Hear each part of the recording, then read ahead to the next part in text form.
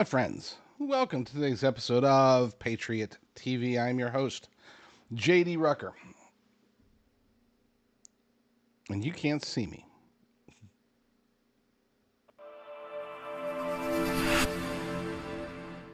There we go. Let's try that again. Hello, my friends. Welcome to. Man, I need to get me a producer. JD Rucker, here to serve you all on today's fantastic episode. And it is a fantastic episode. It's an important one because I saw a breakdown of the various Senate races that are out there, the important ones, the ones that are being listed as toss-ups or leaning a little bit right or left, and these will determine the fate of the United States Senate. Currently, we have 53 Republicans, 47, technically 45 Democrats, and two that are independent and caucus with the Democrats, but they're Democrats. They never side with the Republicans. So 53 to 47, which means that we could afford to lose only two. I'm sorry, three. Only three seats in the coming election without gaining any. Net three loss would put us at a tie, which, of course, if the caucus is unified, which it rarely is, but if it were to be unified, then J.D. Vance could be the tiebreaker. But the problem there is that in there you've still got Lisa Murkowski, who often votes with the Democrats. You still have Susan Collins is one of the races that's a tight race, and assuming that she wins, she's not reliably Republican either. You've got Mitch McConnell and Tom Tillis both retiring, and so those races are, we'll see, but the Tom Tillis one is actually currently up for grabs as well. So let's get started. I've got this article. Now, I want to tell you all up front, I have not vetted this article. I trust the author of the article, but I haven't read it yet. So I'm in case there's anything crazy in there, I will. Well, of course, I'll be held accountable because it's my site. But still, I didn't read it first. I didn't have time. It was kind of a busy morning. I'll admit it was. I was scrambling to get with the Fauci situation. Fauci, of course, the committee voted to hold him in contempt. Now it's going up all the way to straight to prosecution. We will see if the DOJ is able to and willing to prosecute it. I'd put it at about 10 to 20% chance that he would actually ever see jail time. I'm sticking by that for now until I see something otherwise. But there was one development. They got his phone. They got a copy of his what they call the coveted iPhone that, who knows, maybe there's something truly damning in there. Knowing Fauci, knowing his narcissism, knowing the type of person he is, I would not be shocked. I would not be shocked if he were that guy, the guy that's going to do the thing. So, but we will see. Let's get a quick refresh here. While I'm doing the refresh, I'll go ahead and play something for you all that just an interesting thing. Now, I have tested this. Coca-Cola has changed it since then, but at least as of whenever this was recorded, yesterday or the day before, Coca-Cola has some explaining to do. Coca-Cola, I'm going to need an explanation for this. All right, we're going to do this one live because I don't want to see any comments that, oh, this is a conspiracy theory, blah, blah. You can see we're on the Coca-Cola website, URL right there. We're going to scroll down to personalize our Coke can. The first entry we're going to try is Allah is King. No issues with that. You can see it on the Coke can. Next entry we're going to try. No issues with that. Let's even try Satan is King. Zero issues with Satan. Now let's try Jesus is King. Now that's where there's issues. So you can still see the Satan on the Coke can here. Immediately rejects Jesus is King. Gonna need an explanation on this one. Yeah, good catch there. I'm not sure who would personalize a Coke can anyway.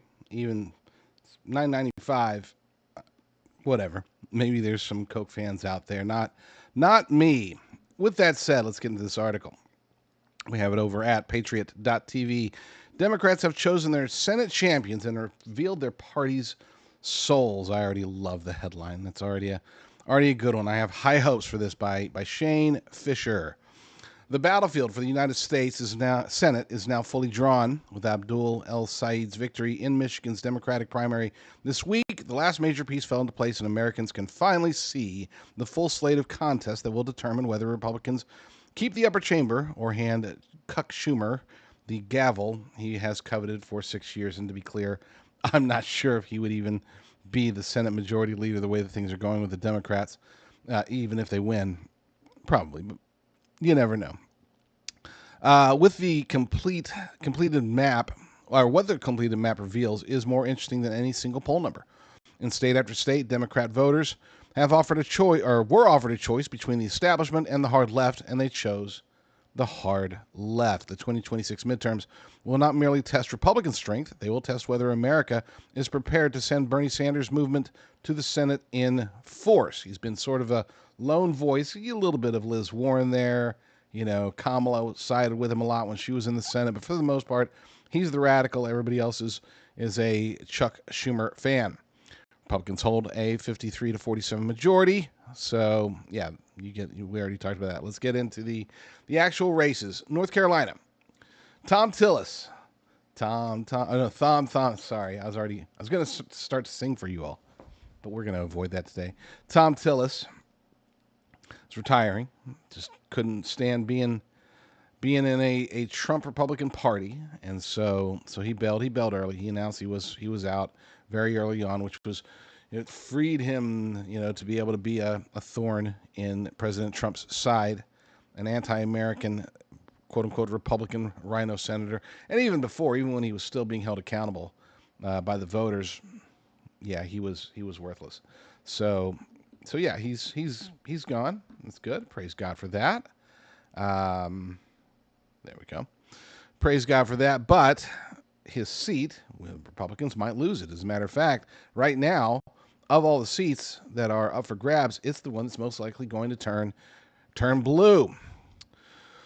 Former Governor Roy Cooper, a total disaster as a governor, scandal after scandal after scandal, but for whatever reason, because we deal with a very ignorant voter base around us, not you all, but the people around us, he is still winning. He's been a fixture in North Carolina politics for 4 decades, and he's facing Michael Whatley. I like Michael Whatley. Okay, I think he did a very good job as RNC co-chair, but he was one of the reasons that President Trump did so well in 2024. Republicans did very well. He did a very good job. Unfortunately, the people of North Carolina are not leaning in his direction. According to Liberty Nation's aggregator, they put Cooper ahead 49.3 to 41% as of today. Or sorry, as of yesterday. Is it today? Yesterday? Jeez, what day is it? Holy crap, it's already Thursday. Yep, that was yesterday. Wow. The Gap explains the money now flooding the state. Senate Leadership Fund, the super PAC aligned with Majority Leader John Thune, has pledged $71 million to elect Whatley, part of a $342 million national effort, and deployed its first $17 million tranche in late July for a summer ad blitz targeting Cooper's record on crime and his administration's handling of Hurricane Helene. It's an emotional push, and I get it. This is Senate Leadership Fund. This is McConnell's fund. Okay, I know Thune is in control of it now, but technically he's just a placeholder, as was McConnell. This is how the globalist elite cabal do their thing on the Republican side. Okay, I wouldn't say it's necessarily the deep state, but this is the uniparty swamp, and they do two things. They fight each other because there's the counterpart on the left, on the Democrat side, but their more important role is to try to make sure that they don't get crazies in there, right? Make sure that they operate quite often during the primaries, even when they're not supposed to, even when they're allegedly not supposed to operate there. They don't do it directly. They do it through their proxies. But then during the general election, they determine who they like and who they don't like. And we've seen this before. We've seen it for decades now, where Republicans will complain, oh, they didn't help me win this, they didn't help me win that. It's true. I mean, that's exactly what happens. the Republicans that they don't like, that don't fall under the realm of being able to be controlled by Mitch McConnell or now John Thune, they just don't support him. And the ones that they can control or that they do like, they throw a lot of money at them. Okay? Now, that doesn't mean that everybody they don't throw money or everybody they do throw money at is necessarily bad. But generally, anybody they don't throw money at, any of the races that they don't support, those guys are usually the right ones. If the leadership fund does not go in support of a particular candidate, then it's probably because they are constitutional conservatives, or maybe they don't have any dirt that McConnell and Thune can find on them, or whatever. So in this case, and the reason I'm bringing this up is because even though they are throwing a lot of money at Whatley, I still think Whatley's a pretty decent guy. Is he part of the establishment? Yeah. Is he part of the uniparty swamp? Yes. You can't get to the position of RNC co-chair unless you have one of two things: either President Trump's support, and that's only going to last for the next couple of years, or the uniparty swamp support. In the case of Michael Whatley, I think he had both. So, but again, we don't know how he'll be as a legislator. We've never seen him in action. But as far as just a guy, I like him. I think he's a decent guy. Who knows? We'll see. Maybe he's a full-blown rhino. But we'll get there. As far as the emotional aspect of it, yes, the abysmal action that was taken during Hurricane Helene, it's very well documented, and it should still be fresh enough in everybody's mind to remember, hey, Roy Cooper sucks, because he does. Democrat Senate Majority PAC has answered with more than $30 million committed to Cooper's defense. Yet, the number Republicans should watch is not the spread, but the ceiling. Cooper's running his sixth statewide race against an opponent most voters barely know, and he still struggles to crack 50%. He underperforms his polling in both gubernatorial victories. A Democrat has not won a Senate seat in North Carolina since 2008, and Whatley's task is straightforward, if not easy. He must introduce himself to a state that already knows everything about his opponent. And that's good and bad. So, yes, Roy Cooper has the name recognition, but he also does have a negative reputation. North Carolina is a state, don't look too deep into the history and say, oh, they've always had a Republican for a long time. Yeah, that's true. But don't take this one for granted. Right now, Whatley is losing. He's losing pretty badly, and we need to get him over the finish line. Now let's go to the oddest race of them all. This is a race that shouldn't be on the list, okay? This should be a full-blown, no need to worry about it Republican victory. Unfortunately, Democrats, as we all know, play very, very dirty. Of course, I'm talking about Alaska. Senator Dan Sullivan's record should have been formality. Or re-election, rather. Instead, it has become one of the strangest contests in the country because there are two Dan Sullivans on the ballot. The incumbent, Dan S. Sullivan, faces former Rep. Mary Peltola, who is a disaster, the Democrat who briefly held the state's House seat before losing it in 2024. Then a second man, Dan J. Sullivan of Petersburg, filed to run as a Republican. He's not a Republican. He's a Democrat troll. They picked him out because of his name. There was a movie about this. Sort of, not about this, but there was a movie with Eddie Murphy called The Distinguished Gentleman, and he was able to take over he won a congressional race because the guy that had the same name as him died. And so when you went to the ballot box, or when the voters went to the ballot box, they're like, don't we always vote for this guy? It's like, yeah, okay, well, let's vote him in. He was a con man. He had no political experience, no aspiration, didn't have anything other than the right name, and he won. And it was a comedy, and we laughed, ha ha ha. It actually happened in real life in Alaska. Not that Dan J. Sullivan can win, but he can be a thorn in the side of Dan S. Sullivan, the Republican. And if that's the case, if they can stir up enough confusion, then this seat could get flipped. In very deep red Alaska, we could have a Democrat senator. to go along with the Rhino Democrat, Lisa Murkowski. What a disaster this is. State's elections director opened an investigation into what she called credible allegations that the challenger entered the race to confuse voters, noting his recent party switch and his ties to a consultant who has worked for Peltola, and initially concluded he could not appear on the ballot. A court ruled otherwise. And the doppelganger remains. The incumbent has been blunt, telling the Wall Street Journal the challenger is not in it to win it, but to rig it for the Democrat opponent. Peltola's camp denies any involvement, but Cook cited the ballot chaos directly when it moved the race into toss-up territory in July. At Peltola's fundraising advantage, nearly $7 million for Sullivan's $2 million last quarter, and her proven ability to harvest second-choice voters under Alaska's ranked choice system, and the aggregator's current 48.1 to 45 Peltola lead looks less like an aberration than a warning. Republicans could lose a reliably red seat over a name on a ballot. So there's already 2 down. That's 2 seats that we could lose. Don't forget, we can only afford to lose 3.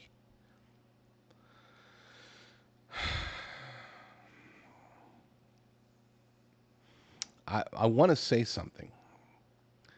I want to say something very bad and aggressive about that Alaska race and about the people that are trying to rig it.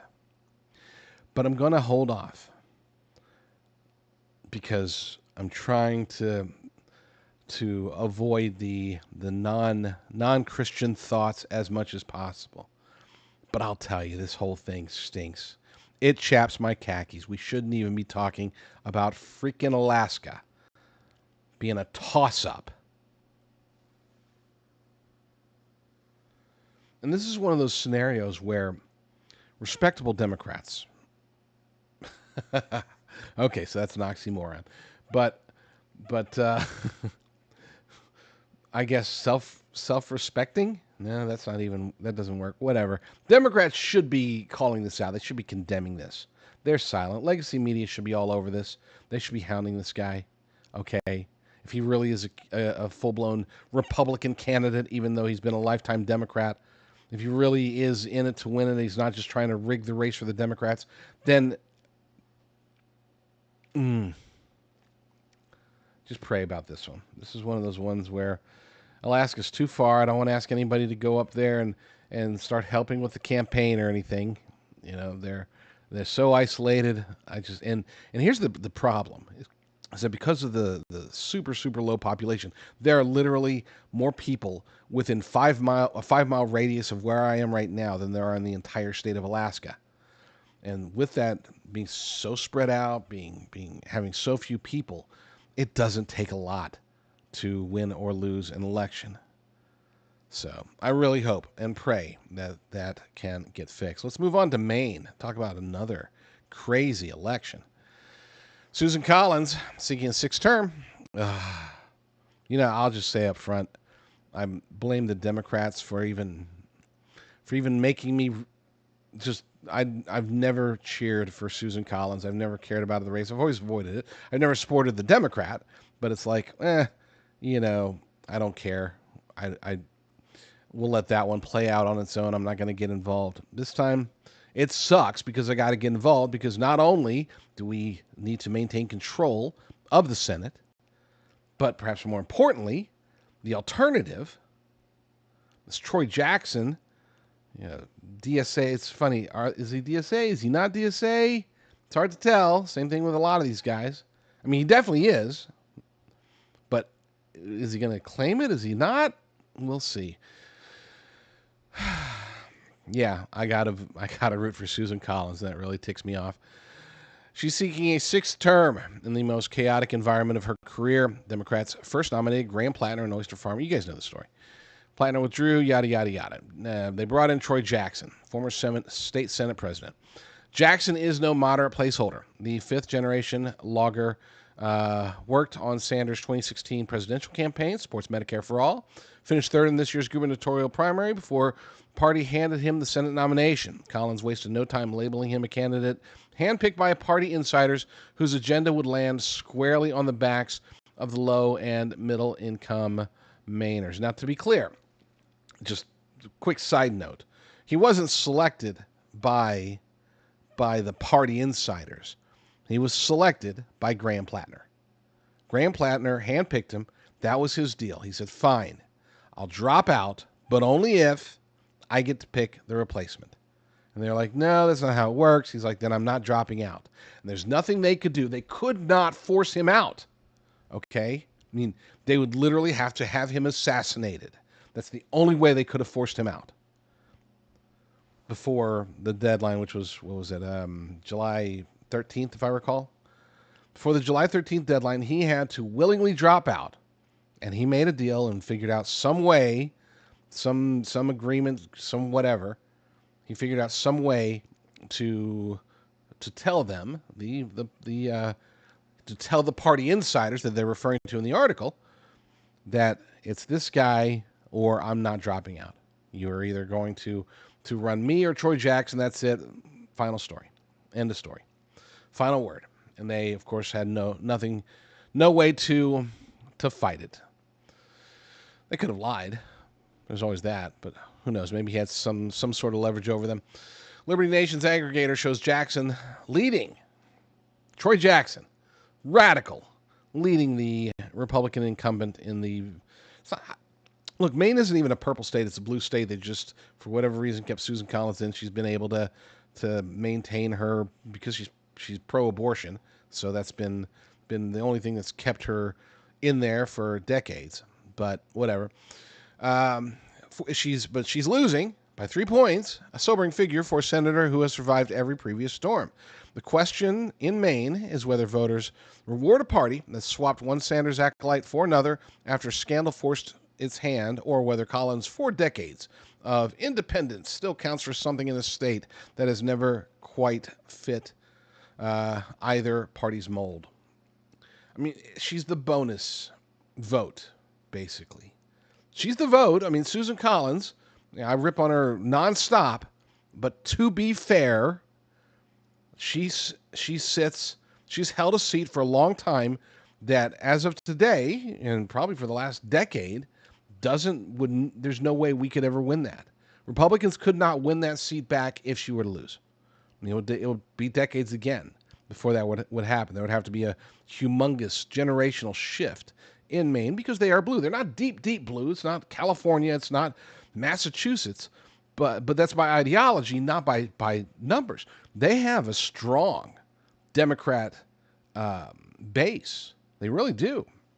Now, here's the funny part, is because that's been riding that momentum, riding the ability to sort of be, oh no, I'm the pushback against Trump. It makes sense to keep Susan Collins in there because she's this. Yeah, and it's worked. And because they've been moderate. But the shift, Maine represents more than just a shift away from sanity. It represents more than a possible lost seat. It represents a shift within the Democratic Party nationwide that is pushing further and further and further to the left.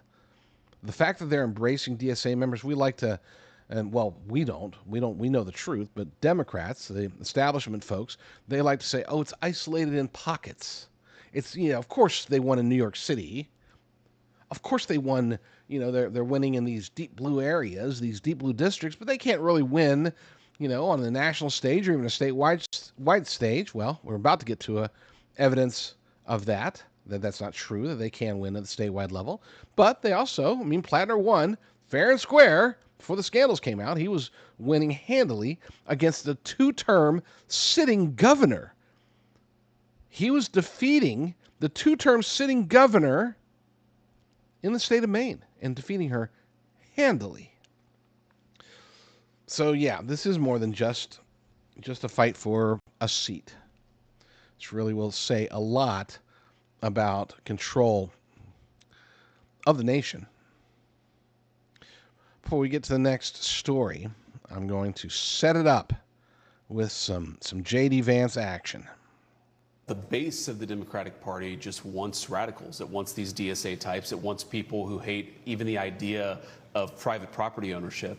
But it also, I think, tells us that that particular set of ideas is very popular in places you wouldn't expect, because El-Sayed, he's this guy who holds himself out as a working class hero, as a guy who's going to fight for the working class.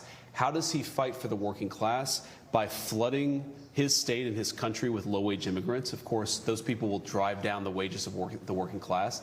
And he also doesn't want to do anything to protect the Michigan auto industry. He has fought against the Trump tariffs that have saved the Michigan auto industry. At the end of the day, nearly half of Democrats still rejected El-Sayed's platform. And that may not have mattered in the primary, but it sure might when it comes to the general. I apologize. While that was playing, I checked the chat just in case. I'm so used to there being basically no chats in the morning show that I didn't even notice. Good morning to you as well, J.M. Schreppel. Good morning from California to Chicago and all of the radical leftism that we are surrounded by. So yeah, good morning to you. And I'll keep an eye on the chat now. It's funny because, the afternoon show is loaded with, I can't even keep up with the chats. Morning show, it's very, very soft. Very soft on the chat. So obviously it's a lot slower. It's a different channel, a lot slower, but we're going to try to build this channel up. That's the intention. The intention is to make Patriot TV a thing. So please, if you're watching, be sure to give me some thumbs up, share the video and all that good stuff. Let's get into some Michigan action. According to the article we have over at patriot.tv, there's a race that completed the map. This just happened, obviously, this week. Abdul El-Sayed, former Detroit health official endorsed by Sanders, and Alexandria Ocasio-Cortez defeated Haley Stevens, who I have said before. She has that vibe of a person who, if Pee Wee Herman had a baby with Pee Wee Herman, it would have been Haley Stevens. No offense to her. How do you not take offense to that? Why would he even say that? Anyway, defeated her by a single point despite an avalanche of nearly $70 million in outside spending against him. That, of course, came from AIPAC. And the combined weight of, Stevens had the endorsements of Gretchen Whitmer, the Gary Peters, whose seat is up for grabs, and Chuck Schumer. The entire establishment apparatus tried to stop Abdul El-Sayed, and they could not. I argued, and I still believe this, that they did try. They tried to cheat. They just couldn't manufacture enough votes. At the end, that's why it was so close. Going into the race, less than a week before the race, the two latest polls had him up by double digits, 14 and 15%. So the fact that he only lost by one, and again, I'm not saying polls mean anything, but that's a big gap. And again, I think they tried to cheat. But whatever, they lost. Sanders called it the most extraordinary victory in modern American politics. He might be right, though not for the reason he thinks. Michigan Democrats were shown their establishment-preferred candidate buried under a mountain of advertising, and they rejected her for a man who calls the war in Gaza a genocide and will become the first Muslim senator in American history. Republicans see the gift for what it is. I'm going to skip this part because I disagree. Like I said, and I said this on my show yesterday, I don't see this as a gift. This truly concerns me. And it bugs me that there's people out there, Republicans, who are like, "Oh, this is good. We're totally going to beat him." Are we? Are we really?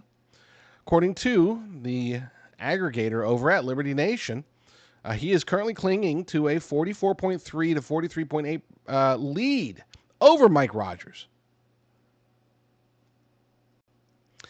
He is, and I said this yesterday, but I'll say it again today, he is one of the two, might be number one. There are two races, two Democrats, potential senators, two Senate candidates who, if either one of them get in, they will be basically the destroyer of this nation. And I know that's saying a lot, but I stand by that. They will be, not the destroyer, but they will be amongst the reasons that this nation does collapse, if it does collapse. I'm not predicting the collapse of the United States of America. I'm just saying that these are two extremely dangerous existential threats that are running for Senate. And yes, one of them is Abdul El-Sayed. He represents the epitome of the Red-Green Alliance at the highest possible stage, the highest possible level, just shy of the presidency. he would be more of a danger than Zohran Mamdani. Cut from the same cloths, because there's multiple. Both cut from the same cloths, both Muslims, both denying their Islamic allegiances publicly, but both expressing privately. And whenever you get to catch them thinking the cameras are off, oh, they're all in. They're definitely Islamists, but they're hiding behind the smokescreen of the Democratic Socialists of America. They're hiding behind the red smokescreen of Marxism. If Abdul El-Sayed wins, he will act as an infection upon the U.S. Senate. He will be a rallying cry for the Red-Green Alliance to rise up further, faster. It's dangerous. It's a disaster. And we will get to the other potentially extremely dangerous existential threat of a Senate candidate here in a minute, but let's finish this off. Yeah. So let's, just to recap, don't forget we can lose 3, and I'm going to give you, well, no, you know what? I'm saving that for the end. Why would I do that in the middle? Learning. Number 4. No, is that number 4? No, this is number 5. Gosh, how time flies. Number 5. Got Michigan, Maine, make sure. Yeah, Alaska. Okay, cool. Number 5. We got Ohio. Final toss-up. Well, it's not really the final toss-up. I'll explain here in a second. Is a rematch of sorts. Senator John Husted, appointed by Governor Mike DeWine after J.D. Vance ascended to the vice presidency, must now win the seat outright against Sherrod Brown, the 18-year Senate veteran from Ohio that voters fired just 2 years ago in favor of Bernie Moreno. The winner claims only the remainder of Vance's term and must run again in 2028, which means that Ohioans could face 3 consecutive cycles of, not could, they will, of Senate combat, which is rare, but it happens. Brown's appeal to blue-collar Ohio is real, and his name recognition dwarfs Husted's. Sorry, having difficulty with that name. It doesn't look like it should be pronounced like that, but it is. Husted? Liberty Nation's aggregator has Brown up 47.4 to 47, and a June AARP survey showed a similar 3-point edge, which is concerning. Okay, that is the centrist, sort of left-leaning, the American Association of Retired People, which is very powerful in the state of Ohio. So and they usually, even though the publication itself is a little bit left-leaning, the audience generally is reliably Republican, and for them to be at a toss-up, that's not good. Not good for Republicans. Earlier polling told a different story, with Emerson finding Husted ahead by 6, and Ohio has moved rightward in every cycle since 2016. Brown is asking a state that just rejected him to reverse itself in a special election. That is not impossible in a midterm environment hostile to the party in power, but it asks a great deal of the 72-year politician whose message did not change between defeats. He's still the same guy. They already rejected him, but Husted is not Bernie Moreno. I would argue that it wasn't so much that Brown lost the race, but Bernie Moreno ran a solid race. He was good. He got out there. They put the money behind him. He won it fair and square. It wasn't a matter of, it's just they're getting tired of Brown. That's not the case. He just out-campaigned him. Campaigned with President Trump, campaigned heavily, and won the seat. So how that's going to translate in this particular scenario, I don't know. But we're going to find out. Last but not least, number 6, and this is the one that was odd. I thought it was odd. I don't even need to read it. They didn't include it. The Liberty Nation article didn't talk about Texas. Why? Why wouldn't you talk about Texas? Do you know who is talking about Texas? Is it manly to live with your parents until you're 50? I mean, this guy is a joke. He was a DEI consultant. We're watching a sex change on live TV. This guy started the race as a woman, and he's trying to end it as a man. Remember, he was a vegan. Now he's a carnivore. Remember, now it was like, oh, the American flag's confusing. Now he's in a truck with an American flag. Come on. I thought when I heard this guy had a blowtorch, it was going to be like Brad Pitt in. Remember, he had that thing. It was like a dragon breathing. This thing's a Bic lighter. It's like a science lab. Right. Yes, it does. That's not a blowtorch. I look at this guy, Leslie. He looks androgynous. You remember that movie, 40-Year-Old Virgin? That's him. He's pasty white. He's got his pants pulled up too high. And I agree. You got to hit him on the issues. And Paxton should be doing that. Where's Paxton? I've seen Mitch McConnell more than Paxton. McConnell's been in the hospital all summer. Get out of your hole, Paxton, and do something. I can't win this race for you. It's not on Fox. Go raise some money, do a hit, and lay the lumber to this guy. I mean, yeah, he's younger and he's got a little energy and he's new or whatever, but come on. If you lose this seat for Republicans in Texas, you should seek asylum in Mexico. This cannot. I'll admit, I've never been a huge fan of Jesse Waters. But sometimes he's right, and when he's right, he's very, very right. And in this case, I have to ask, where is Ken Paxton? If anybody has access to him, I've tried reaching out. If anybody has access to him, please. Number one, tell him to come on my show. Number two, tell him to come on my show. Number three, ask him, why is he not out there? I know he's working. I mean, he's the Attorney General. He's got a lot on his plate. But by golly, go win this election. It is his to win. Tallarico is a disaster. But Tallarico has something that no Republican has and most other Democrats don't have.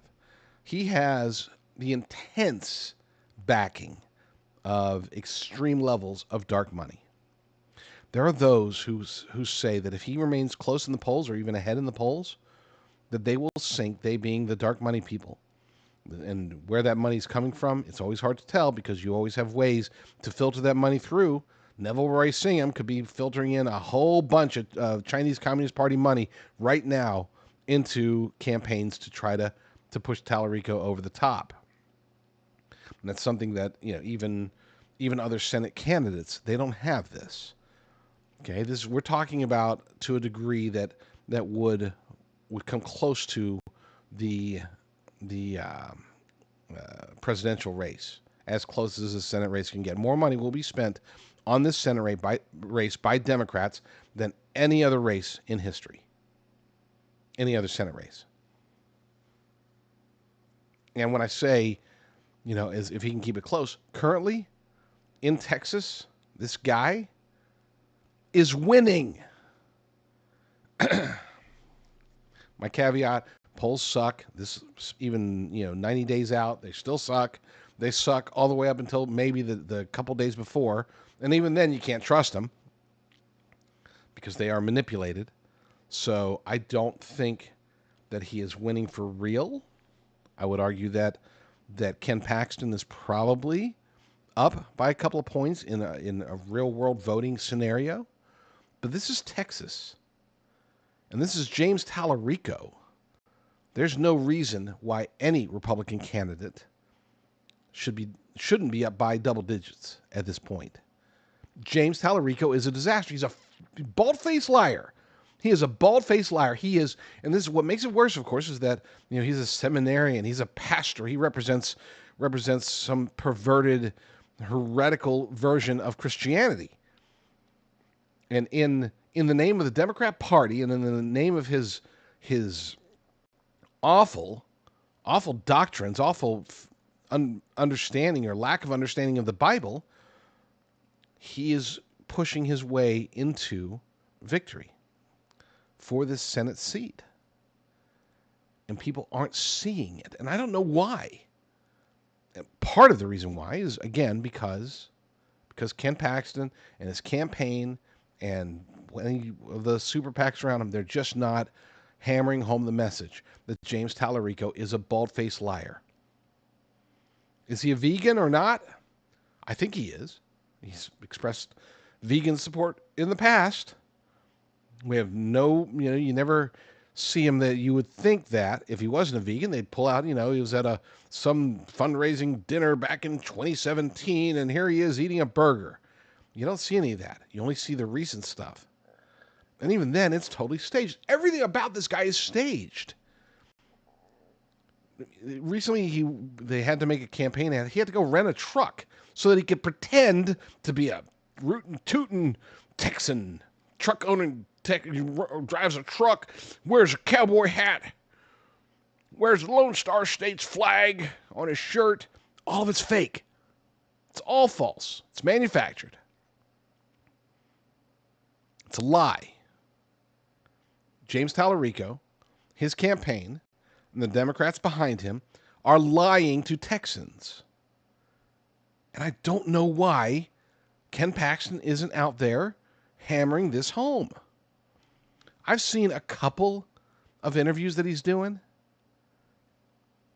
He's saying normal Republican talking points. And that's not going to do it. It's not going to cut it. He's got to get out there and say, hey, tell you what, James Tallarico, why don't we have let's meet and have a truck race. I'll take my truck versus your truck since you're cutting campaign ads in your truck. Oh, what, you don't drive a truck? You drive a Prius? Then why did you make a video of you driving a truck pretending like there's no image, no picture on social media, no past history where you're wearing a cowboy hat. Now all of a sudden you're out there, might as well call you Wyatt Earp Tallarico. Not that Wyatt Earp was from Texas, but you get the idea. I mean, where's the messaging? It needed to come out fast. I said this. Okay, I said this after he defeated John Cornyn in the primary. My first reaction was, okay, got it, got that box checked off. Now go after Tallarico. Go after him hard. Go after him quickly. But instead, Paxton's fundraising has sucked. It has sucked. And it sucked before, to be clear. Unfortunately, you've got John Cornyn, sore loser. John Cornyn, who thought he was going to be Senate Majority Leader, and now he's out of a job. Couldn't even retain his job. Claimed to want to get the Save America Act passed after President Trump made an ultimatum. But then now all of a sudden it's like, oh, it's a shame you all might lose your country. It's a pretty nice country you got there. He's bitter. He's being sort of a thorn in President Trump's side. But why isn't he on the campaign trail? This can't just be Ted Cruz and Mike Lee and a few other Republicans helping out. President Trump needs to get involved. And that's unfortunate because, again, this being Texas, which I know Texas, I've said it many times, Texas isn't nearly as red as we'd like to believe, but it is still red. This is the ultimate prize for the Democrats. As far as they're concerned, this is the biggest race. By far, hands down, not even close.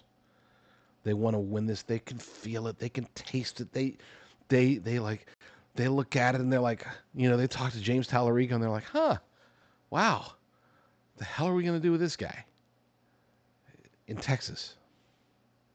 But then somebody pulls him aside and says, hey, if you could take this guy who's about as beta as you could possibly get, this guy who lies about the Holy Bible, who claims that he's learned as much from the Quran as the Bible, who believes that there are 6 genders, who believes that and has openly stated that God is non-binary, who ran a vegan campaign. He declared on video back in, 2018, 2020? That he was running his campaign, his political campaign was officially a vegan campaign. They weren't going to, as a campaign, they weren't going to be eating meat at all.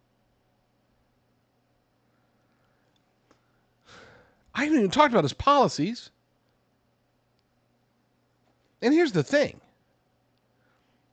We shouldn't talk about his policies. Not because that's not going to impact the race, but because clearly, based upon the polls, based upon the popularity, clearly based upon the state of the nation, because Texas is in many ways a microcosm. Based upon that, this race is going to be won or lost based upon two things. Number one, it's going to be personality. For whatever reason, they've been able to lie their way into endearing James Tallarico to enough Texans to keep him in the race. And number two, we're going to have to drive the emotional wedge. We have to get people scared. And I just don't see the fear of the left, fear of radicalism, even the fear of socialism. I'm not seeing that right now. When you start talking about the policies in that regard, you start hearing, maybe we should give it a try. What? No, we should not. It makes no sense to me at all.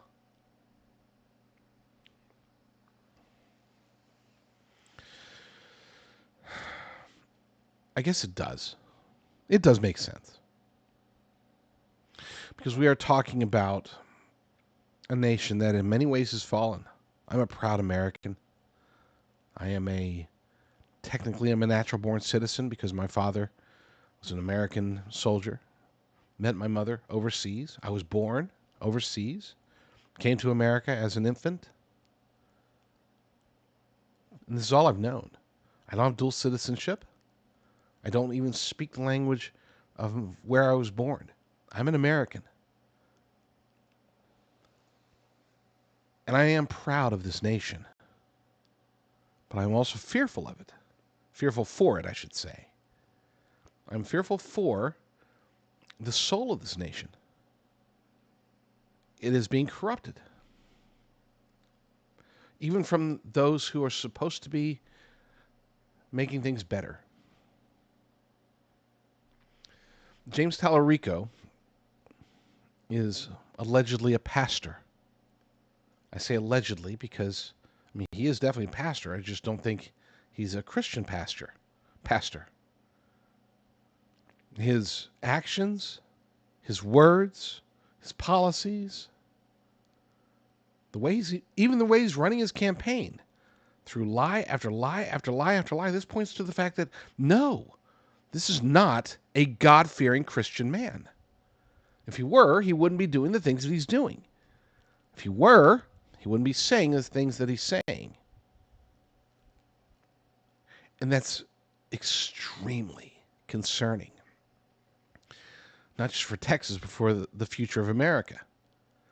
Because they will waive this notion. They will use his pastor status if he were to win. They will use that as, this is the new Christianity in America.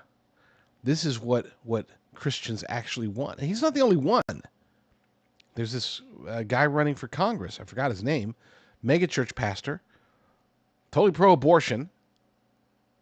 And again, another pastor. I'll talk about him in the future. But the soul of this nation is at risk. This is more than just about Senate majorities. It's more than just about, we don't want Texas to ever have another Democrat. This isn't about Democrat versus Republican. This is about stopping evil. And I'm not saying that Ken Paxton doesn't have baggage. I'm not saying that Ken Paxton is, he's the perfect I like Ken Paxton a lot. Okay, I do. I want to see him succeed. I think he will do a fantastic job in the U.S. Senate. So let's get that out of the way. But I cannot stress the importance for the soul of America to stop James Tallarico, for sure, and Abdul El-Sayed. Those two guys represent existential threats to this nation. They want to put Troy Jackson in. That sucks. Sucks. But so be it. If we're going to lose the race in North Carolina, looks like we are. Fine. Not fine, but I mean, that would suck too. So be it. Alaska, I think it's going to work itself out. I'm not as concerned about Alaska. I mean, that would be a joke. That would be such a joke if Republicans lost a seat because Democrats found a guy with the right name to run against the Republican. If they take that seat, then I'll laugh, not laugh, but we will be able to use that as an example of how filthy and nasty Democrats have become.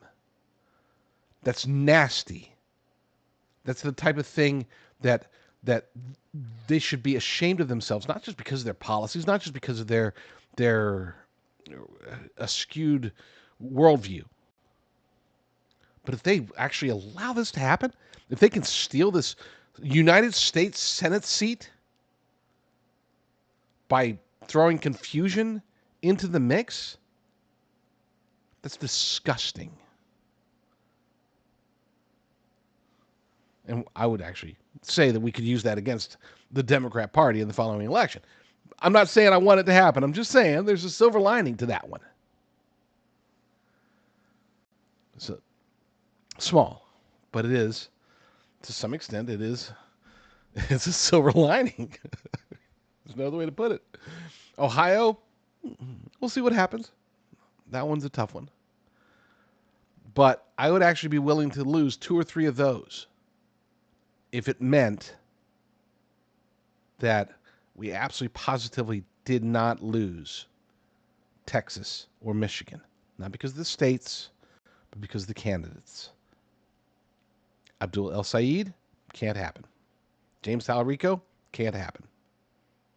Cannot happen. Notice, keep in mind, look at the ideology. I would say that Troy Jackson is to the left of both of them. Okay? From a political perspective, Troy Jackson is to the left of both of them. But he is not even close to being as dangerous as they are. We're not just talking about, they're going to vote for Medicare for all. Okay. Won't pass, but okay. I don't care nearly as much about the radical ideology as much as I care about what it does to impact the soul of America. So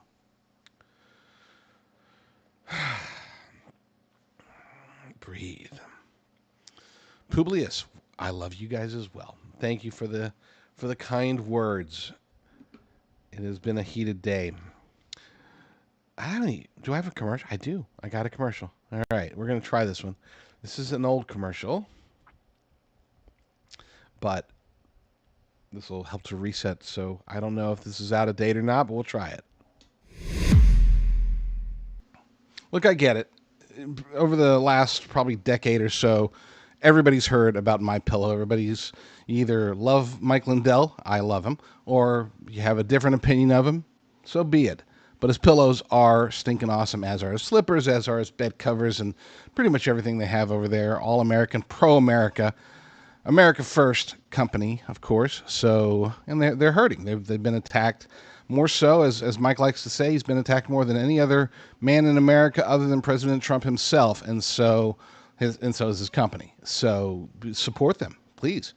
Go to jdrucker.com/pillow, jdrucker.com/pillow. You can always go to mypillow.com/jdr, same destination, but either way, go there and use promo code JDR to get the best possible discount. Mike is very good at keeping all the discounts uniform, so just because you might hear about him from a bigger influencer or a bigger brand, we all get the same discounts. So using promo code JDR, you help me out, you help Mike out, you help America. Go to mypillow.com/JDR. That reminds me, I need to check to see. I had requested yesterday to have Mike on the show. Got some questions. But we'll see. We'll see if he's able to come on It's been a long time. I haven't had him on the show. Gosh, probably 2022, maybe a little bit later than that. But it's been a while since I've had him on the show. Now that he's running, he just stepped down. I don't know if you saw that. He stepped down as CEO of MyPillow for the first time in the company's history. They will have a different CEO because he wants to focus on his gubernatorial bid. I've got questions about what he's going to do from an immigration perspective. And I know a lot of people are like, oh, he's toast. He's talking about amnesty. He's talking about this. Folks, keep something in mind. There isn't a whole lot that governors can do when it comes to granting amnesty or anything like that. But there is a lot that they can do, as we've seen. Obviously, we've learned through Gavin Newsom, Kathy Hochul. Even on the other side, we've learned that Greg Abbott, for all of the things that I have against him, he's done a pretty fair job when it comes to immigration. Only when he's pressed. He had to be pressed by Alan West a few years back, but it did happen. He came around. Good for him. So there's not a lot they can do to try to stop immigration or grant amnesty, but they can do a lot when it comes to enforcement. And I want to get Mike on the show to state unambiguously that he will help to, as governor of Minnesota, he will help to enforce the law. We've already seen so many examples of how Minnesota is the epicenter in many ways of the fraud that's being perpetrated by not just illegal aliens, but also from those who are legally in the United States, taking advantage of our policies, our lack of oversight, which is really what fraud comes down to. It's not about how clever they are. It's about how dumb we are at not paying attention. Praise God for J.D. Vance for getting out there. But more importantly, praise God for like Nick Shirley, people like that are really, truly exposing this debacle. Let's see. I'm going to find, gotta do a search real quick. Find the Wendy Bell radio program. Not ready yet. Still got a couple of minutes, but I want to find it so that we have a... in the world, is this it? Yeah, there we go. I just want to get it ready because we're going to be doing a raid here in a couple of minutes. All right, we are ready to go. So, to finish off the point. These Senate races, these 6, they will determine. We can lose half of them and still retain control of the Senate, but that control is precarious, as we've seen. I mean, when you have Lisa Murkowski, assuming that Susan Collins wins, you have Susan Collins. You have the other rhinos that aren't nearly as visible oftentimes. They're not out there, being as obnoxious and as anti-Trump and as anti-MAGA and as anti-America as like a Mitch McConnell or a Tom Tillis or Murkowski or Collins. But they are out there too. So we have a very thin margin, even with 53 Republicans. When I say we can afford to lose 3, in reality, we need to be gaining. We need to be praying for the United States of America every single day, praying that voters have sanity, that the elections can somehow be secured with or without the Save America Act. I want the Save America Act, but by golly, does anybody trust John Thune at this point? I don't think John Thune trusts John Thune. He looks at himself in the mirror every morning and says, man, why are you such a dirtbag? Why do you hate America so much? Because I have to. Okay, so that was weird, but you get the idea. Don't trust John Thune. Don't trust rhinos. Don't trust the Democrats. Trust in God. That is the path forward. All right, let's go ahead and get ready for the raid. I will be talking about, by the way, on tonight's show, this afternoon's show, the J.D. Rucker Show, which is on a different channel. Just do a search for J.D. Rucker Show. I'm going to be doing a deep dive into the various technological disasters that are existential threats to the United States of America, including and perhaps especially artificial intelligence. And this isn't going to be like, oh, AI is so bad, it's the Antichrist, stop using it. It's not going to be one of those shows. I actually have a lot more detail to go into. So That part is extremely exciting. Stay there. Don't leave. Let me get this all situated. Got to get ready for the move. Ready for the switcheroo. And yeah, you'd think it'd be easy because I'd have everything ready, but I don't. So this is why I have to speak over and over again relatively slowly. That way I can make this happen the right way. Here we go. There we go. God bless you all, and God bless the United States of America.